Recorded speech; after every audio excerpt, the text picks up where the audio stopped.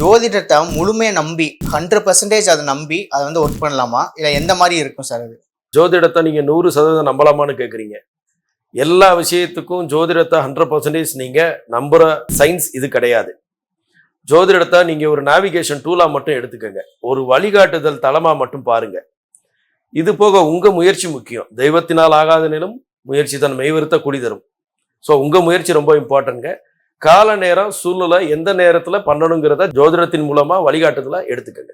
ஜோதிடத்தை உண்மையா பொய்யான்னு ஒரு டிபேட் நடத்தினா அது கான்செப்ட் நீங்க தயாரா சார்? சயின்டிஃபிக்கா எக்ஸ்பெரிமெண்ட் பண்றதுக்கு ஸ்ட்ரக்சர்டு ஃப்ரேம் ஒர்க் இன்னும் முழுமை பெறல ஜோதிடத்துல.